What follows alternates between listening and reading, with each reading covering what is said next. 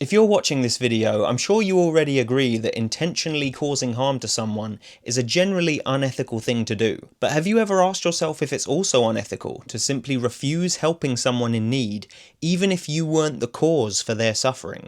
Well, in this video, I'm going to be exploring this question, alongside the concept of charity, and I'm hoping that by the end, you might just be prepared to save a child from drowning. Most people consider charitable giving to be a compassionate and morally virtuous thing to do, but many of these same people also believe that there's nothing unethical about refusing to give any money to charity. In other words, donating to help others is a kind thing for us to do, but we're not being unkind if we decide not to, right? Well, there's actually a famous thought experiment which challenges this commonly held belief, known as the drowning child analogy, which was put forward by the philosopher Peter Singer. That's why he's the GOAT! The GOAT! It's pretty well known, so some of you may be familiar with the analogy already, but for those of you that aren't, it goes a little something like this. Imagine you're walking through a park on your way to your reasonably well-paid job, when you notice a small child has fallen into a shallow pond and is clearly drowning in the water. You realise you can easily run in and save the child from drowning. However, the water is noticeably muddy, and if you do decide to run in and rescue the child, your shoes will be completely ruined and you'll need to buy new ones. Would it be ethical to refuse helping this child simply because you don't want to spend any money on new shoes? Now, I'm almost certain your reaction to this question is going to be the same as mine. Obviously, it would be incredibly cruel to let a child drown just to save a trivial amount of money. And it doesn't matter that we weren't the initial cause of their suffering. What matters is that we're in a position where we can help them, and that's what they desperately need us to do, right? But here's the uncomfortable truth that Peter Singer points out.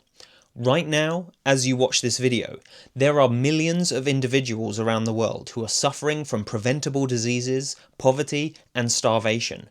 And, right now, there are highly effective charities that can literally save them if they just had more funding. So if we know we're in a financial position to help these people, but we refuse to make any charitable donations because we'd rather keep our spare money to spend on unnecessary luxuries, then how is this morally any different to letting children drown because we don't want to buy new shoes? Both scenarios result in someone suffering and dying when we could have saved them by spending a relatively small amount of money. The only real difference here is distance.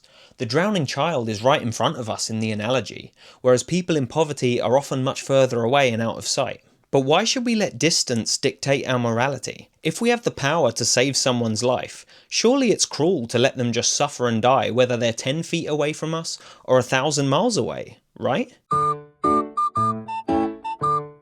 I'll be honest, hearing this argument for the first time significantly changed my perspective on this topic. I'd always thought charitable giving was a good thing, but despite thinking this, it used to be something that I basically never did. Whereas I now understand that how I choose to spend my spare money is an ethical decision. However, despite the positive impact that Peter Singer's argument had on me, this analogy definitely isn't perfect, and it raises a lot of questions about moral responsibility. For example, should everyone be giving to charity? Or is it more complicated than that? I think it almost goes without saying that this argument obviously only applies to people who are actually in a position to help others, people who are already living comfortable lives and actually have extra money to spare. It would make no sense to expect people who are struggling in poverty themselves to give up their money to help others in need. That would be like expecting someone to save a drowning child when they themselves are struggling to keep their heads above the water. So if it makes no sense to expect people in poverty to be charitable, does this imply that people who have extraordinary amounts of money should be expected to help others much more than everyone else? Well, without giving away my political views too much,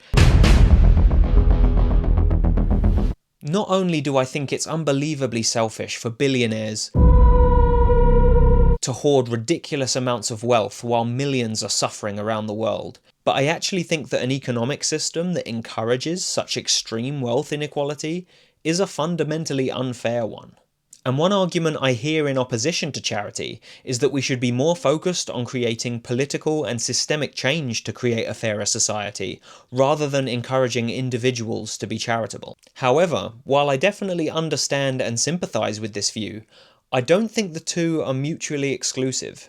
Organising and working towards these kinds of political changes takes a long time, sometimes decades, sometimes centuries, and a lot of people in need are going to be starving to death in the meantime. And I don't think it's ethical for us to ignore these people just because we don't feel ultimately responsible as individuals. Surely, while we're pushing for a fairer economic system, it's still important to help alleviate the suffering of others by donating at least some money where we can and encouraging others to do the same. Or, to bring it back to the analogy, it would obviously be ideal to organise politically and build safeguards to prevent children from ever falling into the pond again. But that takes time to accomplish, and if there are children drowning in the pond right now, surely we can agree that it's important to try and save some of them in the meantime, right?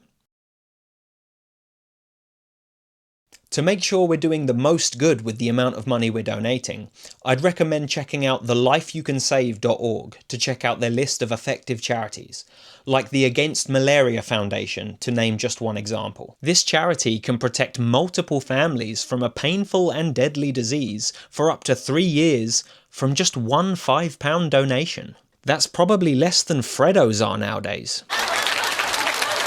So whether you'd like to make a donation or you just want to scroll through their list of effective charities, a link to the Life You Can Save's website can be found in the description of this video. Also, I'd just like to add that because I talk about animal ethics a lot on this channel, I think it's important to remember that humans aren't the only beings out there who are suffering and desperately need our help, which is why I think donating to charities which help protect animals from being harmed is a worthy use of our money too. So if you're like me and you can't stand the way animals are being tortured in factory farms and slaughterhouses, then donating to charities like the Humane League is a very effective way to help abolish some of the worst forms of animal cruelty. A link to their website will be in the description too, if you're interested. But whichever charity you end up deciding on, I hope this video hasn't just inspired you to make a donation if you can, but that it's also convinced you that how people choose to spend their excess wealth is an ethical issue, and that giving just a few pounds a month really can make the world a happier and more compassionate place. Thanks so much for watching. If you agree or disagree with anything I've said in the video, then let me know in the comments and we can discuss. A like and subscribe would be hugely appreciated, and as always, be kind to yourselves and be kind to animals. I'll see you in the next one.